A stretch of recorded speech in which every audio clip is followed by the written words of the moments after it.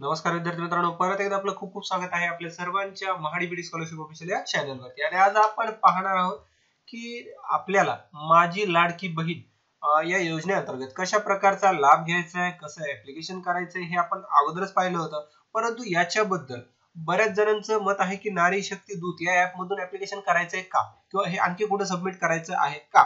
तर याच्या संदर्भात सखोल चर्चा करणार आहोत याच व्हिडिओच्या माध्यमातून। सर्वप्रथम विद्यार्थी मित्रांनो, आपण महाडीबीटी स्कॉलरशिप ऑफिशियल या चॅनलवरती नवीन असाल, अद्याप या चॅनलला सबस्क्राइब केलं असेल तर चॅनलला सबस्क्राइब करा, बेल आयकॉनला हिट करा, यामुळे नवीन येणारा व्हिडिओ सर्वात अगोदर तुमच्यापर्यंत पोहोचेल। आणि हो, या मुख्यमंत्री माझी लाडकी बहीण योजनेअंतर्गत इतर लागणारे सगळी माहिती आपल्या चॅनल मध्ये व्हिडिओच्या माध्यमातून उपलब्ध आहे, तर तुम्ही तिकडे जाऊन व्हिजिट करू शकता।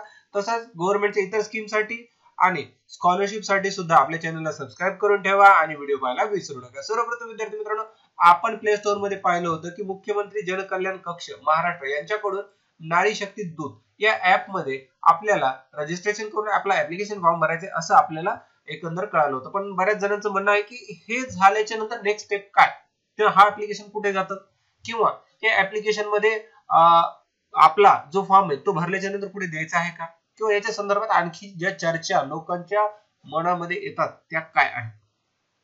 तर सर्वप्रथम आपण याच्याबद्दल एक ऑफिशियल नोटिफिकेशन पाहू की ज्याच्यामध्ये आपल्याला हे कन्फर्म होऊन जाईल की आपण जे करतोय ते बरोबर आहे का, किंवा आपण जे करतोय ते चुकीचं आहे का, किंवा आपल्याला काय करायचं आहे। ठीक आहे, वेल चला इकडे ट्विटर मध्ये आल्याच्या नंतर तुम्हाला इथे आदिती एस तटकरे म्हणजे ज्या महिला आणि बाल कल्याण विकासच्या एक अधिकारी आहेत किंवा हे मिनिस्टर आहेत, त्यांच्याकडून एक ऑफिशियल नोटिफिकेशन आले, ते पहा। मुख्यमंत्री माझी लाडकी बहीण या योजनेचा फॉर्म भरण्यासाठी मुख्यमंत्री महिला सशक्तीकरण अभियानांतर्गत नारी शक्ती दूत ऍप द्वारे जास्तीत जास्त महिलांनी नोंदणी करून घ्यावी। तर हे ऍप कुठलं, मी तुम्हाला आता हेच दाखवलं होतं, हे नारी शक्ती दूत हे ऍप तुम्हाला प्ले स्टोर मध्ये अवेलेबल आहे। तिकडे जाऊन असं सर्च करा, तुम्हाला हे ऍप डाउनलोड होईल तुमच्या मोबाईल मध्ये। त्याचा इंटरफेस अशा पद्धतीने दिसतो।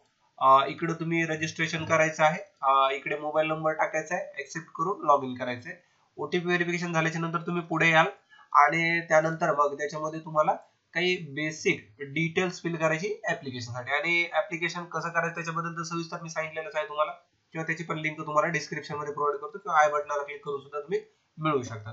आणि नेक्स्ट त्याच्याबरोबर त्यांना सांगितलं ज्या महिलांना नोंदणी करायची आहे, ज्यांना स्वतःचा अर्ज ऑनलाईन करू शकत नाहीत, तर त्यांना काय करायचं। तसेच ज्या महिलांना स्वतःचा ऑनलाईन फॉर्म भरण्यासाठी अडचण येत असेल त्या महिला अंगणवाडी सेविका, गावामध्ये अंगणवाडी जी असते तिथल्या सेविका, परीक्षिका, ग्रामसेवक यांच्याकडून फॉर्म भरू शकतात, व इतर शहरी भागातील महिला वार्ड ऑफिसर कडून हा फॉर्म भरू शकतात। तर मग ज्यांना स्वतः भरता येतो तो नारी शक्ती दूत ऍप द्वारे भरा, आणि ज्यांना भरण्यात काही अडचण येते त्यांना इथं दिलेल्या अंगणवाडी सेविका, परीक्षिका, ग्रामसेवक, ऑफिस वार्ड यांच्याकडून तो फॉर्म भरून घ्यायचा आणि सबमिट करायचा। इथं पहा ही ऑफिशियल माहिती आदिती एस तटकरे, जसं तुम्हाला मी सांगितलं तसं इथं पहा minister for woman and child development, तर यांच्या त्या मिनिस्टर आहेत, तर त्यांच्याकडून ही ऑफिशियल माहिती इथं मिळालेली आहे। तर तुम्हाला ऍप्लिकेशन संदर्भात इथल्या याच्या व्यतिरिक्त कुठल्या अडचणी असतील मला कमेंट करून सांगा।